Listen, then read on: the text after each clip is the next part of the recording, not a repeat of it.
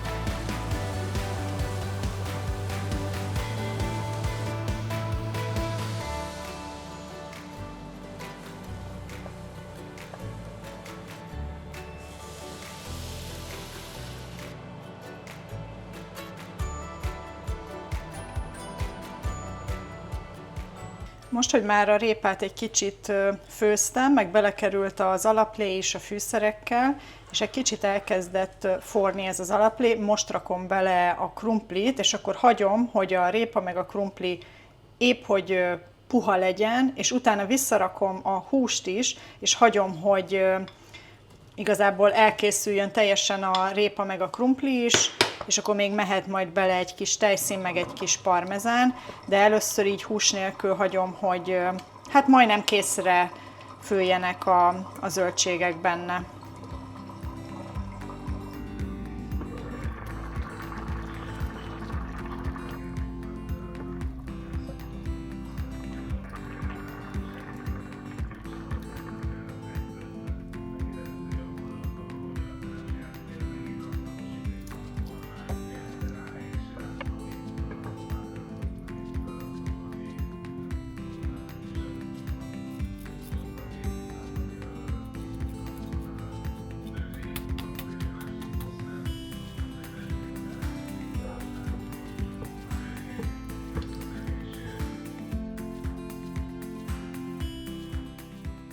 Végül egy picit hígabbra sikerült, lehet, hogy egy teáskanállal, vagy egy-két teáskanállal több lisztet rakhattam volna bele, és akkor egy picit sűrűbb állaga lesz, de így is ízre nagyon finom, úgyhogy emiatt úgy döntöttem, hogy csinálok hozzá egy kis kovászos pirítós kenyeret, és azzal fogjuk enni. El is készültem vele, mint mondtam, egy picit talán hígabb lett, mint kellene, hogy legyen, de amúgy holnapra meg szerintem még jobban be fog sűrűsödni, és akkora mennyiséget csináltam, hogy holnapra is fog maradni. Na de akkor azért kóstoljuk meg így együtt is. Csak leteszem a tányért, mert nagyon forró. Igen, ez egy nagyon jó kis komfortkaja, meg tényleg az a jó benne, hogy egy edényben készítettem mindent, és nem kellett túl sok mindent tényleg összekenni, úgyhogy a pirítós is csinálja a kis dolgát ott, és akkor mindjárt az is készen van, és akkor mutatom, hogy vacsorára mit fogunk enni.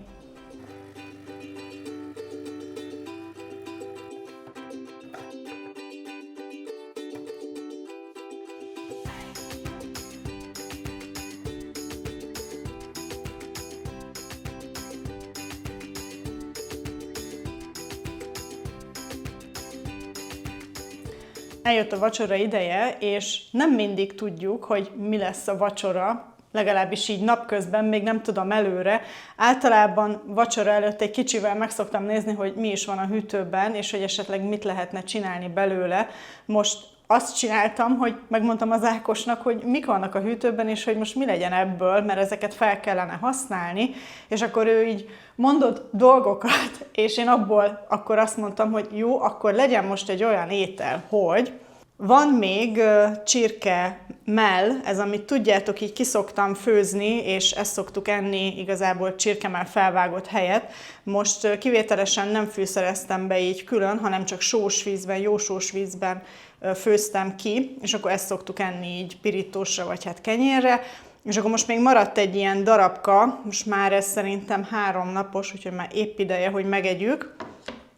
Van egy ilyen fél lilahagyma, van megkezdett vörös pesto a hűtőben. Ezt amúgy tegnap kezdtük meg, és csak így pirítósra kentük, és nagyon jó volt. Még szerintem soha nem ettük így, és nagyon jó. Úgyhogy szerintem máskor is fogok venni, hogy így együk. Na mindegy, és akkor vannak paradicsomok a hűtőben, van megkezdett parmezán, amit ugye láthattatok, hogy ebédkor is használtam, és hogy fogyjanak is ezek a dolgok el, mert majd el fogunk utazni, és nem szeretném, hogy itt dolgok meg legyenek kezdve a hűtőben.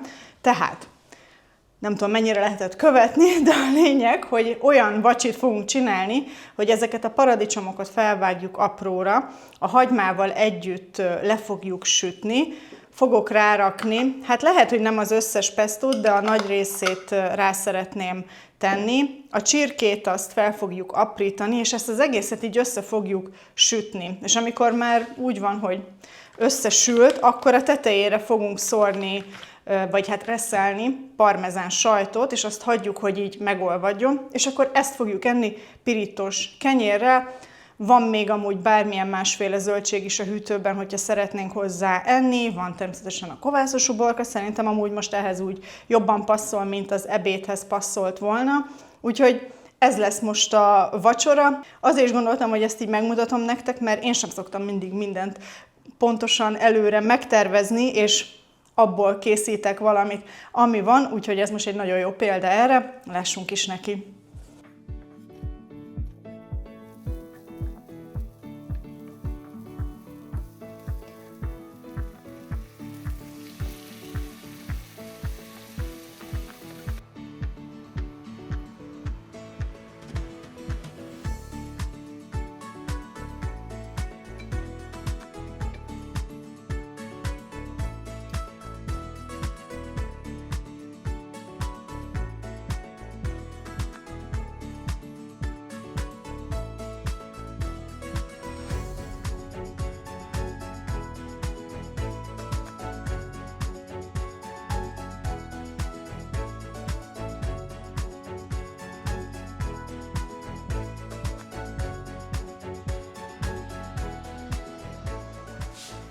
Na hát nem tudom, hogy ezt az ételt minek hívják, hogyha hívják bárminek is, de fantasztikusan néz ki, és nagyon jó íze lett.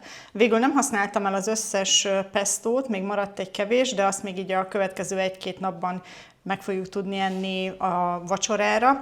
És vannak ilyen kis tálkáim, 1000 évesek, és gondoltam, akkor ebbe merem ki, és pirítottunk meg kenyeret, meg vágtunk fel egy kis koviubit, úgyhogy vacsorázhatunk.